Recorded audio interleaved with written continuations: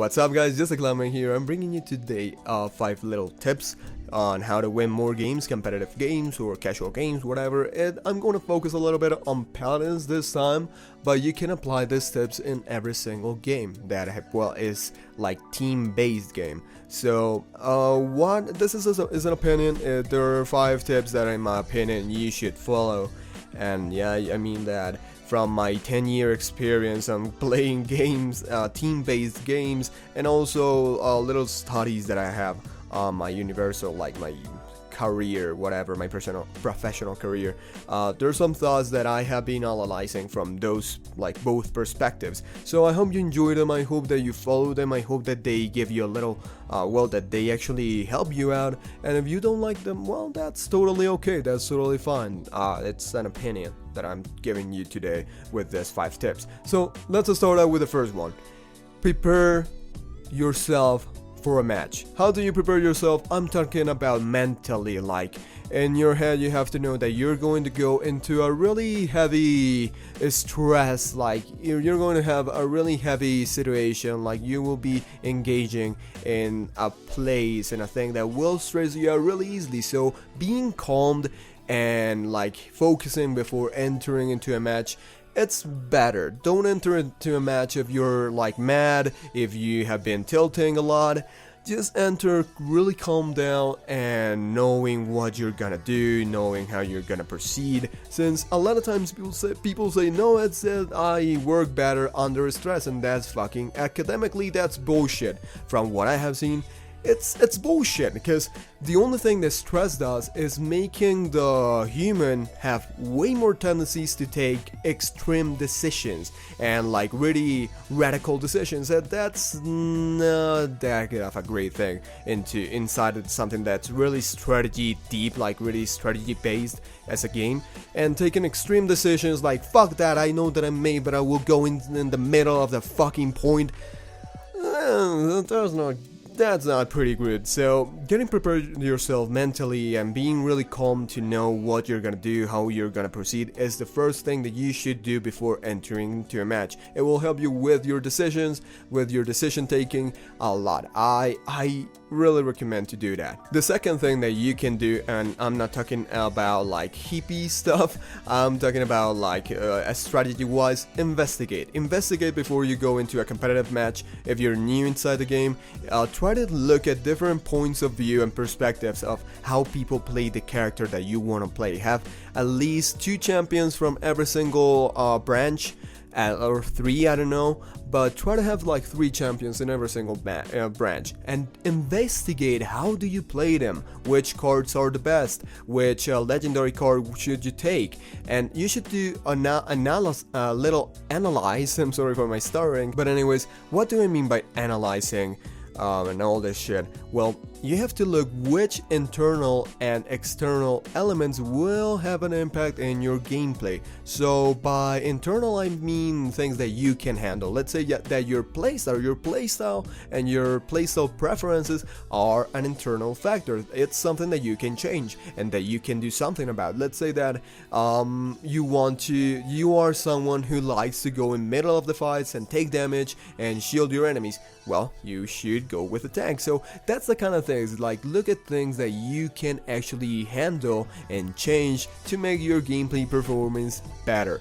And what of those things, let's say that you like to do that, so I wouldn't recommend to you to go with Sky, since the Sky, it's not about going in the middle of the fucking fight, but picking people like picking people who are not positioned well, a kinesa and stuff like that. Because if you go inside a fucking fight with a Sky in middle of the point, you will get like killed pretty much instantly. You know what I'm saying? So that's the kind of internal things that actually have an impact on your gameplay and stuff like that. And by external elements, I mean things that you can't do anything about. Let's say that you have a high ping. You can't do anything about having a high ping. You can buy a new internet company, I don't know how it's called, but you can call them and say, hey, give me a better plan, I want a faster internet. But that's not that easy. So what I recommend is, if you have a high ping, then you know that, if I have a high ping, I shouldn't play with Bomb King or Makoa, since my hooks might miss or my sticky bombs might miss. So yeah, have the things that will affect your gameplay internally and externally to know what champion to play in what situation, so you can have the complete control and reduce the amount of negative impact that those internal and external elements will have in your gameplay. The third tip is, look at what your team is building, like object wise, item wise, and also look against which champions are you playing against. Let's say, let's make an example. Let's say that you're playing against a team who has a Ruckus and Torvald, and your little allies have bought, 3 of them have bought Wrecker. Why should you buy another Wrecker? I mean, they already have 3 Wreckers. It's a Tyra, Drogos, and your, let's say, your Barrack. You already have some nice like shield destroying potential, so why you should go with another Wrecker? You get what I'm saying? So you could go with Categorize. Yeah, you could go with that, so your enemies don't heal that much. That would be amazing. So that's the thing that I'm trying to say. Look at what are you playing against and with who are you playing. So let's say in that occasion, you know that you shouldn't buy Wrecker since it wouldn't do like pretty much anything. Yeah, you could destroy the shields even faster, but there's a space for better things. Like you could buy Chronos to spam your abilities and have more damage output, or you could buy Resilience to not get killed so fast and stuff like that. But let's say that no, you are really good by playing, let's say, Maeve, and you don't need Chronos because you kill people really fast and you already do a lot of damage, so you go with Kill to Heal to have more sustain. Yeah, there are spaces to get things better. So don't just like buy things because, hey, I see that they have like a lot of tanks, so I have to buy Wrecker. No, look at your team. If they haven't bought Wrecker, buy it. But if they have bought Wrecker, at least 3 of them and stuff like that, hey, it won't do any difference. Buy Categorize or stuff like that, right? So that's like the main thing. Let's make another example. Let's say that you're playing against a team who has 2 supports and your allies have bought Categorize, 3 of them. Why you should buy another Categorize? You should go with Wrecker, since let's say that the enemy team has 2 supports but they have Ruckus. So your team will have a big like problem when they are trying to kill Ruckus because they don't have anyone who has Wrecker to actually destroy his shields. So that's the thing that I'm talking about. Like, look at who are you playing against and also with who are you playing with. Like, who are you playing with? That was a really terrible English. The 4th tip is, this is a little bit like tricky and stuff, but if you're going to play with people, let's say that you're going in a 2-player party and stuff like that, I would recommend communication by voice chat, right? This thing will help you a lot. This thing will help you coordinate so much shit, and it will be really great. I have noticed in all these games that I have played that communication is just key to success, and you need to keep your communication. Let's say that you're playing Victor and your friend is playing Kinessa, so you know that the flanks will try to focus Kinessa. So being with your friend telling you, hey, Androxus is back again here in the back, he's trying to kill me, you will know that you can go help your teammate kill Androxus, and that will be really great because you will have a Kinessa alive who will kill a lot of people if, well, she's good, or she will destroy shields really quick.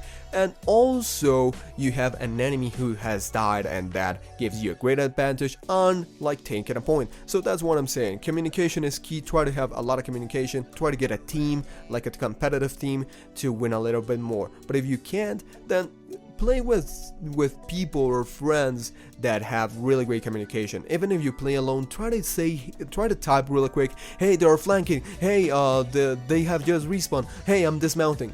Try to have communication. This thing is such a great key to success in like team-based games.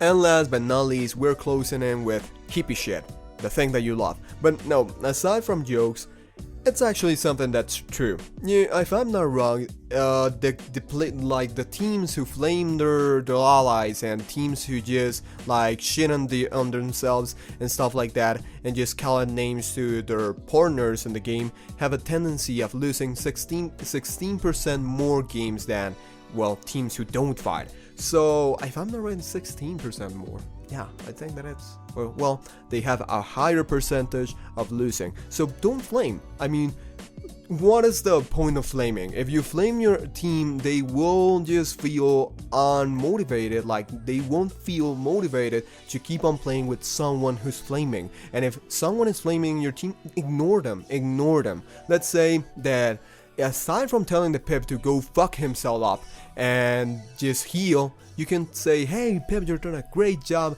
if you could heal me it would be amazing, yeah, just try to be positive. And if that person doesn't get it and he doesn't do it, don't flame him. Or if he says, fuck you, I do what I want, then don't respond with negative stuff, because if someone with positive input throws out negative input, imagine what the fuck he will do if you throw in negative input. He won't do better, he will be way worse. So that's about it, guys. Just these little tips that I have like analyzed from this little years, and I wanted to just say out. It's my opinion about things. I hope you enjoyed them. I hope you learned a thing or two. I hope they help you. This is just Ingame, and remember to like and subscribe, and I see you in the next video.